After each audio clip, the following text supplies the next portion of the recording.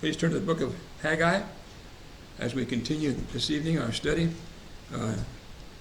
Turning now to the study of the minor prophets. And we began last week mainly just with an introduction of Haggai and the message that he presented. And we have given some background, so let's do some review of the background. Talked about the Persian kings, emphasizing that Haggai was a prophet during the period of the return from captivity. So we're towards the end now of the history of the prophets. Remember that they went into, people of Judah went into captivity in Babylon because of their sins, as God had predicted, especially through Jeremiah and others, and they were there as God had said they would be for 70 years.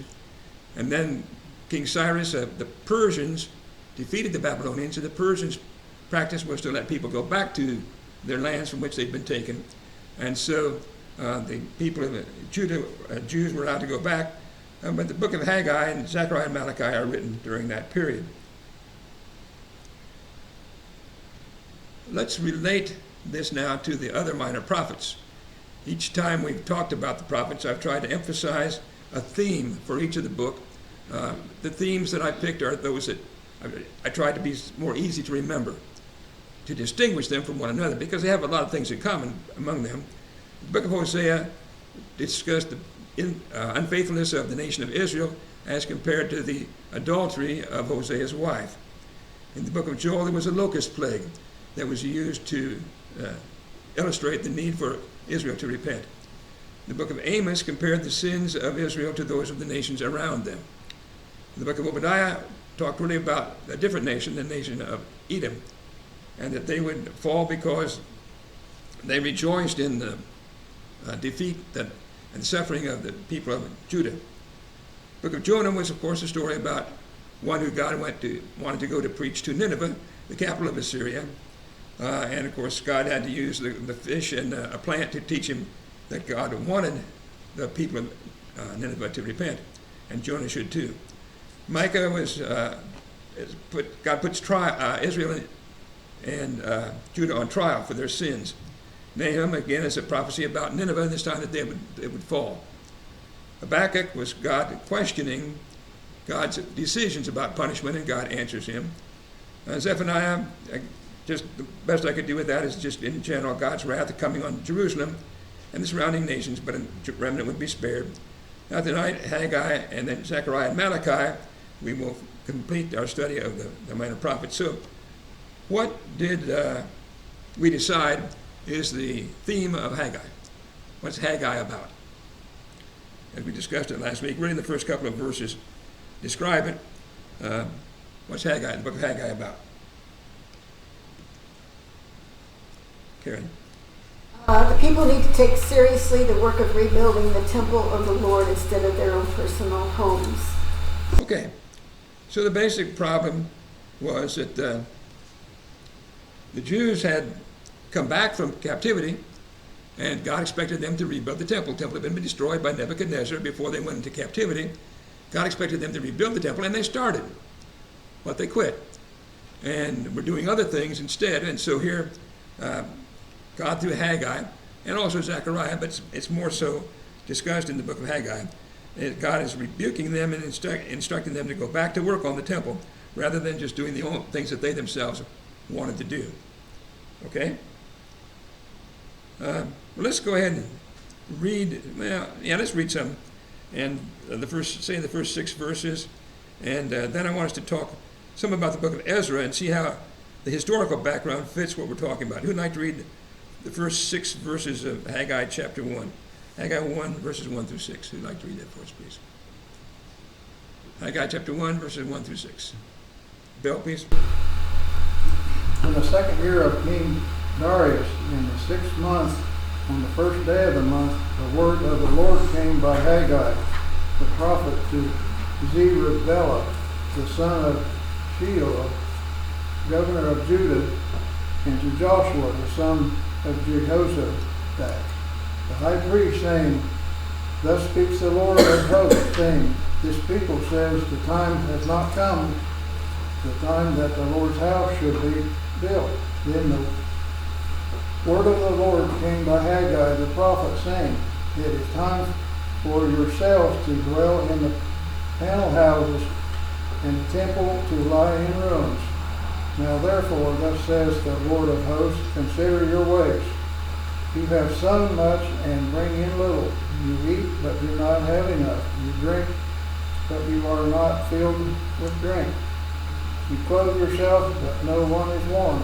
And he who earns wages to put into a bag of holes. Okay, so see the problem that they were supposed to be building the temple. That was priority in God's view.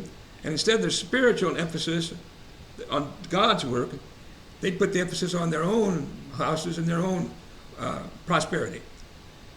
That's how Haggai, by inspiration, describes it. But I want to go back to the book of Ezra. We'll come back, obviously, to Haggai. I'd like for us to look at the book of Ezra, whereas Haggai is prophesying what God wants the people to be told. Ezra gives the history from a historic standpoint of what happened. And there's some interesting things, I think, that are not even mentioned in the book of Haggai, but I think they're important. So if you go to the book of Ezra with me, please. I'm not going to read a whole lot of it, but it begins from the very beginning, chapter 1 and verse 1, how Cyrus, king of Persia, makes this ruling that the proclamation that the people could return to the land and that they could rebuild the temple. He provides material possessions, blessings for them that they could use, even returning the things that had been taken from the temple by the Babylonians. So that's chapter 1. He tells them they can do that, and so they begin. They go back. Chapter 2 describes the people who go, and chapter 3, you'll notice verse 2, Jeshua, the son of Jehozadak, and Zerubbabel, the son of Shealtiel, are mentioned here as the ones who are the lead, just like in the book of Haggai. You see the content, how they are agreement there.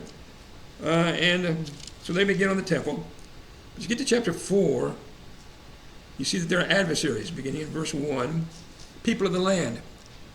You remember when they went into captivity, people, well, actually, when Israel went into captivity, the people of Assyria brought people from other places into the land, and those people actually became ultimately the Samaritans, but they had a mixed religion. They, to some extent, believed in the God of the Old Testament, especially the books of Moses, but they had mixed it with their other views, false views, and so on. And so in chapter 4, these people who had already been in the land come to to Zerubbabel, and they say they want to work with them on building the temple. And Zerubbabel and Jeshua say, no, you can't, because basically what it comes down to is you don't have the true religion. It wouldn't be right for us to have fellowship with you in worshiping the true God when you're not truly doing what he says. And so the people get mad. And they're determined then that they're going to try to stop the work.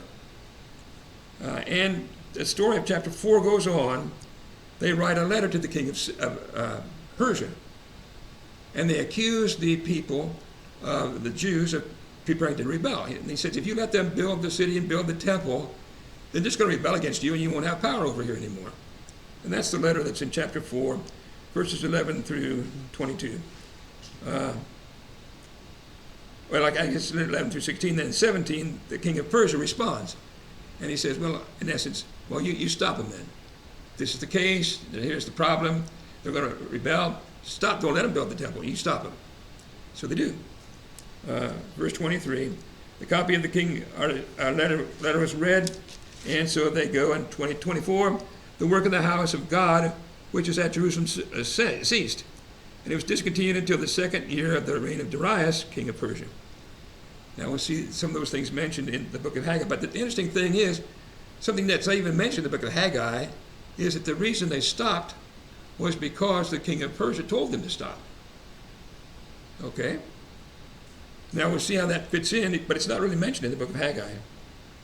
Chapter 5, then, chapter 5, verse 1, then the prophet Haggai and Zechariah, the son of Iddo, prophets, prophesied to the Jews who were in Judah and Jerusalem in the name of the Lord God of Israel, who was over them, And he goes on and tells them that they should work on the house, build the temple. So they do. Just like we read in the book of Haggai, they start up. Well, the people of the land come back, but now it's several years later, you see, even a different king of Persia, and different rulers among the people of the land, different names and so on. But they come back at the people of the land and say, well, why are you building this temple?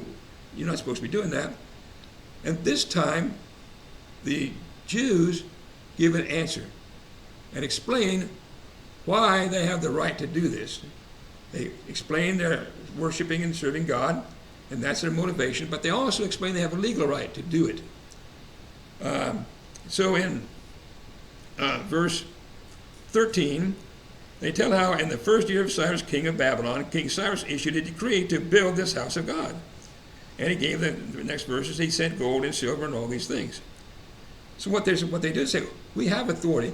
We have authority of God, and we also have authority from the king. The king of Persia sent us back here and gave us authority to do this. Okay? Now, there's something interesting and important that's mentioned in a number of books, Daniel and so on, about the rules of the kings of Persia. You didn't remember what was unique about the rules of the kings of Persia? Terry. Well, once they made a law, it could not be changed. Okay. The laws of the kings of Persia could not be changed. That's mentioned in the book of Esther as well.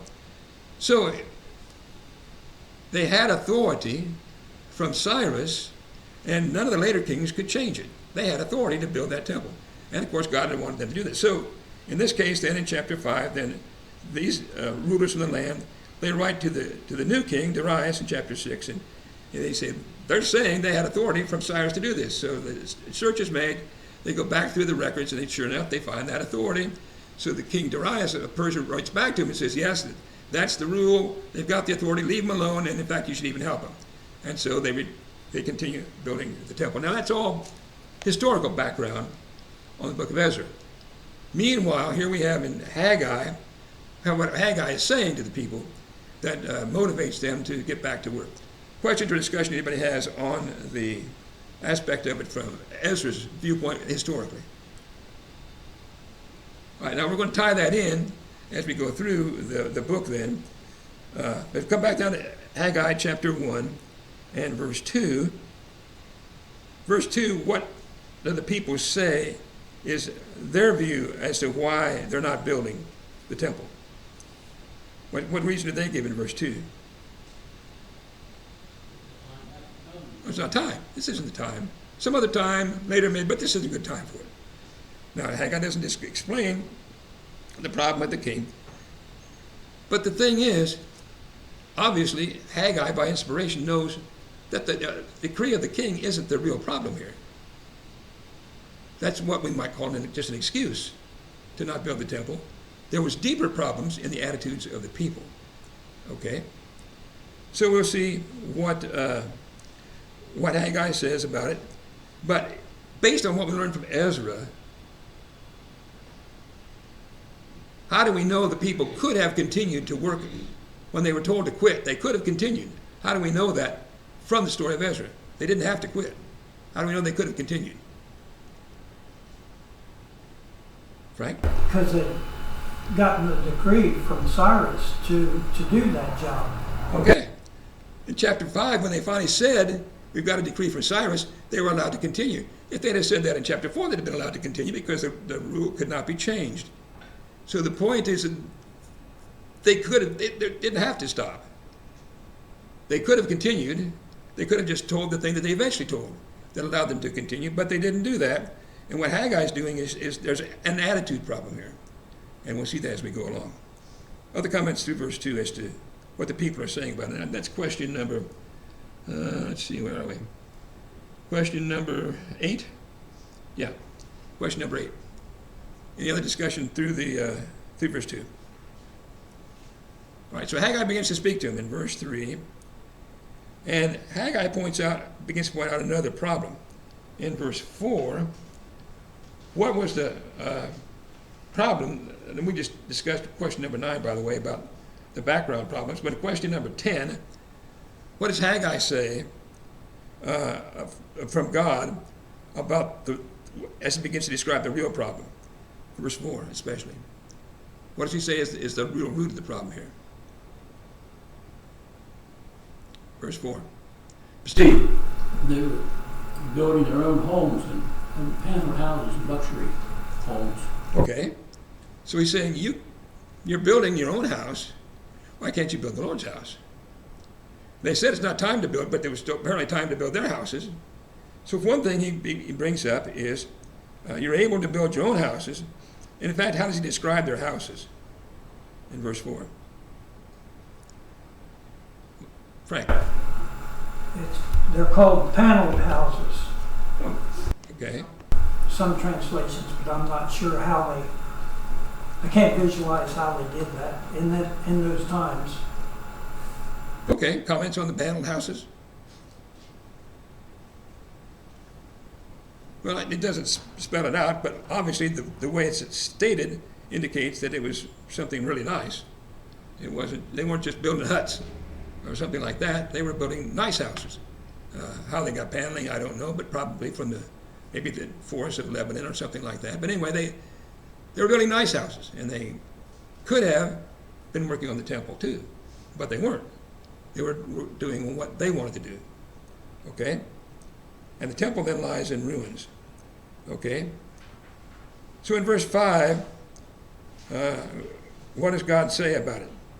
What is God's reason for the problem in verse 5? Rick. He says to consider your ways. How are you living? What are you doing? Okay. So the problem is your conduct. It's your attitude. Basically, you are the problem. The problem isn't the king of Syria. The problem isn't even the people lying around you in the land. The problem is your attitude. You're putting the wrong things in priority. Okay? Other comments on verse 5? Yes, okay, Sharon. I think this makes an interesting contrast with 2 Samuel 7, when David wanted to build a temple for God because he lived in a house of cedar and God was still being worshipped in a tent. And God says, did I say I wanted a house in cedar? So God doesn't care about the contrast between his temple and other people's houses in terms of the fashion of the day or something like that, as long as people are caring for his house the way he said and doing what he wants. That's what's important to him. But here, the contrast is important because the contrast here proves that the people aren't doing what God wants them to do, and they're not serving him and caring for his house at all right now. So it's a reflection of their ways, as he says. It's their conduct is the problem. Okay, was there some other hands on them? Yes, David. Yes, Rick. I worry about this today because you read on down through verse 6 how good they had it. They had life fairly well off. They wasn't giving the honor to God, though. They wasn't looking to see where all these riches they had was coming from. And I look at this country, how well off we have it here with our freedoms and with the different things that go on. We have our houses, we have our food in the houses, we have our vehicles, we have everything we could possibly need. Do we ever take that for granted and forget that all comes from God? Okay, so we're going to see there's applications to us today, isn't there? The problem was they were building nice houses for themselves, but the temple remained in ruins. We want to see how God dealt with that and what Haggai and Zechariah said about it and what the result was. But first of all, I think Rick's point is we need to spend some time on the thing that Rick is describing. So we look at question number 11 and 12. They go together. So we see what the problem was. The problem was they were doing what they wanted to do instead of what God said to do. So we have an issue here then, it seems to me, of priorities. So let's look at some evidences of the root of their problem. So he says, so question number 12, what are some passages that talk about proper priorities? Well, the danger of improper priorities. going to have some scriptures about our priorities. Here's Terry. Well, Matthew 6:31 and 32, where God tells us not to worry about the physical things of this life, that He will provide for us what we need if we put Him first, seek Him first. Okay, so chapter 6, verse 33, seek first the kingdom of God and His righteousness, and all these things will be added to you. The physical things should not be priority in our lives. And you go back earlier, verses 19 and through 21, he talks about laying up treasures in heaven instead of treasures on earth. Again, not wrong for us to have houses, not wrong for us to have food and clothing, but wrong for that to be the focus of our lives. Wrong for us to let that keep us from doing what God tells us to do. And that's what the people were doing here. Other scriptures about priorities. Anybody have others? Frank? Colossians 3:1 through 4. If then you have been raised with Christ, seek the things that are above, where Christ is seated at the right hand of God. Set your minds on things that are above, not on things that are on earth. For you have died, and your life is hidden with Christ in God. When Christ, who is your life, appears, then you also will appear with Him in glory. All right, so again, the focus should be on things that have to do, things above, things that have to do with our relationship with God. That's the reason we are here, is to serve God. It's not that He doesn't want us to have any nice things while we're here, but that's not why we're here. That's secondary. That's down the line. Why we're here is to serve God. So we should be focusing on things above. Okay? Other scriptures, other comments, passages. Proverbs 3:6, David. Yes. Says, in all your ways acknowledge Him. After He shall direct your path. Okay. So again, rather than focusing on what we want or our thoughts, we focus on what He says, His instructions. Others? Okay. Frank. Zephaniah 3:9. For at that time I will change the speech of the people to a pure speech, that all of them may call upon the name of the Lord and serve Him with one accord. Okay. So what would be some examples then? And Rick suggested the problem. What are some examples or evidences that we today, or people in our society, may be emphasizing physical to the failure to emphasize the spiritual? What would be some examples or illustrations we can use today then, Terry? If we're just talking about the society around us, it's a little creeping into the church, but the fact that we can look in our society and see the number of people who think it's important enough to worship God that they go to a place of worship to do that. And those numbers are dropping like a rock. You know, it's just huge, and especially since the epidemic kept people away from places of worship, it's even greater. And that has kept some people, even within the Lord's church, away, because they felt like they could find another way to worship God, and that would not be as disruptive to their life. Okay, so just even attendance at church meetings.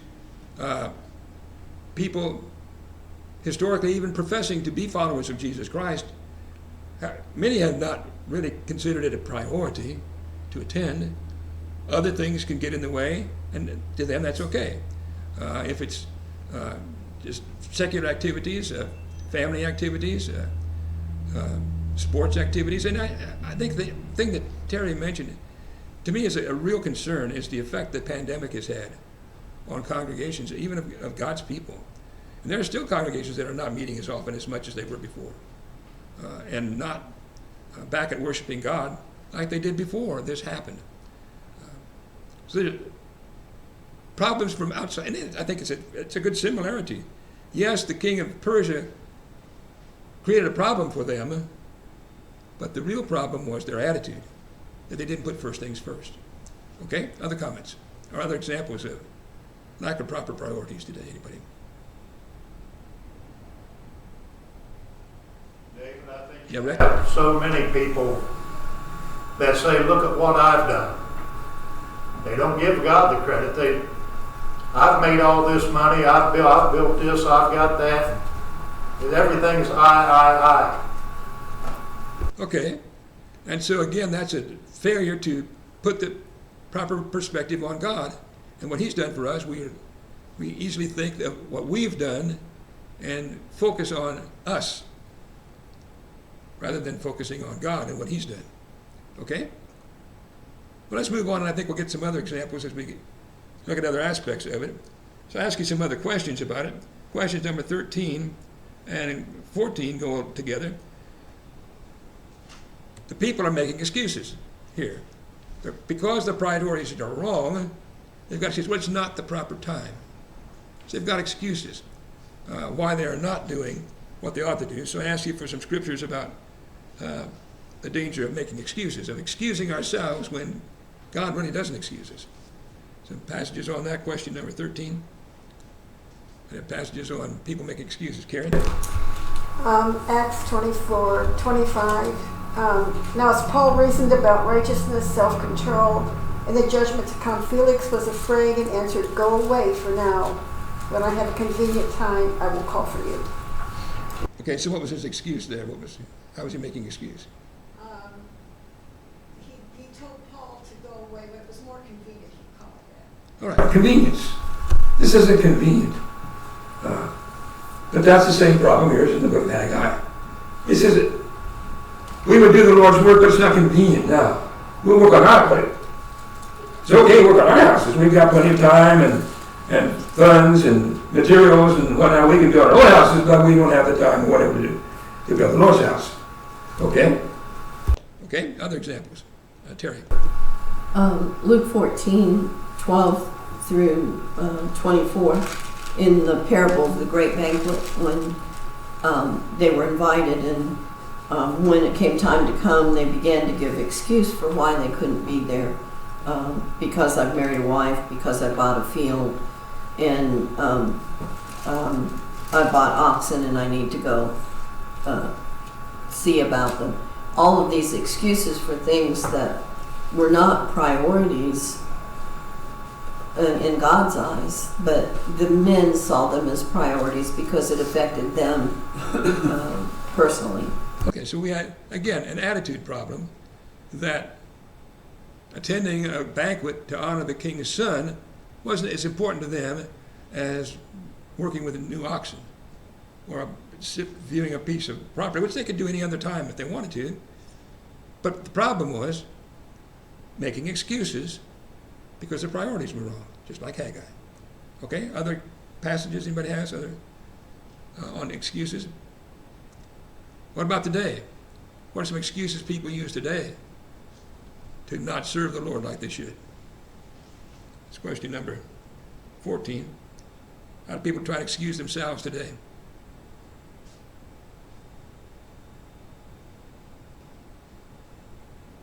Examples?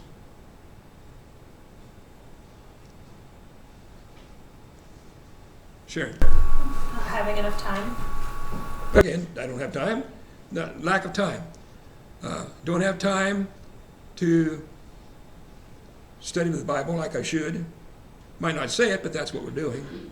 Don't have time to teach the Bible to my kids like I should.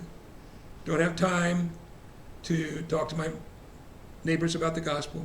Okay? Other excuses that people use today? Not just not, don't have time, but what else? Rick. Having to go to work, using work as an excuse not to be here, putting that ahead of your worship. Okay.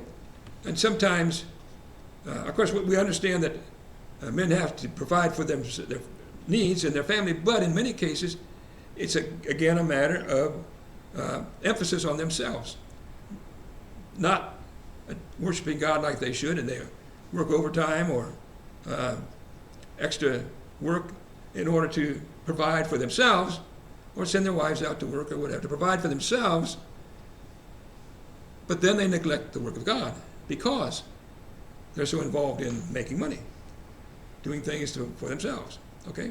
So build their house, can't build the temple because we're building the house, can't worship and serve God because we're making money for ourselves. Okay? Other examples?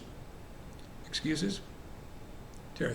Well, people take on so many responsibilities for things that have some importance to them, but they become so overburdened with other responsibilities that there's no energy or time left for God. So whether it's financially or time-wise, we burden ourselves so much with other things. Well, yeah, I'll do this, I'll do that, I'll do this. And then, let's go talk to our neighbor about, no, don't have time for that. Too busy with other responsibilities. Okay? So, Bill. Like on Sunday, people would rather go to sporting events. That's more important to them than being here on Sunday. Yes, and lots of different kinds of possibilities like that. Sometimes it's some family event, company or whatever, and sometimes it's a sports event. So those things are, to them, priority, and that's their excuse. Okay? Other comments on the problem of making excuses? All right, well, there's another aspect of it that I suggest in question number 15, and that's procrastination. Well, I'll do it someday, but it's not now. They said this is not the time. Meaning, well, yeah, maybe later on, but not now. Okay? So I ask you for some scriptures on procrastination. Did I? Yes, question number 16. Question 15 and 16 go together. 15 and 16. Passages about procrastination, putting it off. Rick. In Acts 26, verse 28, King Agrippa, he believed what Paul was telling him. He said, you almost persuade me, but still believe according to the outside influence of the kingdom he ruled over and the people he ruled over, this was not the time for him to turn away from that. Okay. And so a lot of people procrastinate becoming Christians, don't they? They know what the gospel says, they've learned it, and they see the evidence. Well, I'll deal with that later. Not now, but later. Okay, other passages about procrastinating? Sure. Anybody have any other passages? Terry. Ephesians 5:15. I didn't turn to it. Redeeming the time. Okay. Redeeming the time because the days are evil. Okay, go ahead. Look carefully then how you walk, not as unwise, but wise, making the best use of the time, because the days are evil. Don't be foolish, but understand what the will of the Lord is. Okay, making the best use of your time. These people thought this is the best use of our time now. They thought was building our houses, but God said, no. My house is being neglected. All right, so we can look at lots of examples, even today, of this kind of problem. People see what God expects of them, but because they have other priorities, they make excuses, they put it off, they don't do what the Lord said. And that's a very applicable discussion even for our own lives today. Okay, other comments through verse 5. The real problem is, he says, consider your ways. That's your problem. You're putting other things first. Okay? All right, verse 6 then. What had God done about it? How did God respond to the problem? So we see that the problem was they were building houses for themselves, but the temple was in ruins. What was the consequences? What consequences did God bring upon them in verses 6 as a result? Question number 18. What problems did God bring on them as a result? Question 18. Sharon. In the Old Testament, God repeatedly told his people that if they would obey, he would bless them in a very physical literal way. But if they didn't obey, then he would bring curses on them. And so here they're not prioritizing him. So he is very literally making sure that no matter how hard they work, they're never able to get ahead, never able to accomplish the things they're trying to accomplish. They don't have the food and the clothes and the things that they're working toward. Okay, so the old law was a more physical, emphasized law today, but God had told them, you do what I tell you and I'll bless you in the land. You don't do what I tell you and you're going to have problems. So some of the problems he described there in verse 6, basically, you're not having the crops that you expect. You work hard to sow the fields and so on, but you don't bring in little. So you don't have enough to eat or drink, you don't have enough clothing. What's the illustration in the last part of verse 6 of the bag with holes? What's the point of the illustration there?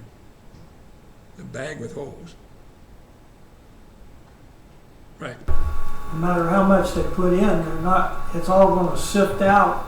They're not going to have anything saved up for the right, well, they're not storing up treasures in heaven. Okay, so God sees to it that even when they do prosper, that somehow it doesn't, they're not able to benefit from it. So it's an illustration, obviously. They lose it in some way. And so again, the problem, verse 7, God says, is consider your ways. Your conduct is the problem. And so you're emphasizing the material things, so I'm taking the material things away from you. That's my punishment to you, is I won't let you benefit from the things that are so important to you. Okay? Questions or comments through verse 6? Question number 18. Okay? All right. Well, we only have time for maybe another couple more verses. Let's read verse 8 and 9. Verse 8 and 9. I'd like to read verse 8 and 9 for us, please. Frank, please. In verse 7, consider your ways. Go up to the hills and bring wood and build the house, that I may take pleasure in it, and that I may be glorified, says the Lord. You looked for much, and behold, it came to little. And when you brought it home, I blew it away. Why, declares the Lord of hosts? Because of my house that lies in ruins, while each of you busies himself with his own house. Okay, so again, in verse 9, he describes the problem that you looked for much, you thought that you were going to prosper, but I saw to it that you didn't, because my house lies in ruins while you are building your own houses. So what was the solution? Verse 8. What does he say would solve the problem? Question number 20. What should you do about it? You've got these problems. What should you do about it, Bill? We're told to go up to the mountains and bring wood to build the temple. All right. The solution is to get your priorities right. Do what I told you to do. Build the temple. Okay? Then I'll be glorified. And I'll be pleased with what you've done if you do what I say instead of the things that are so important to you. Okay? Questions, comments through verse 9? Anybody? All right, we'll take up with there next time, Lord willing. Verse 10, we'll see what happens. So Haggai prophesies to the people. He tells them that their priorities are wrong.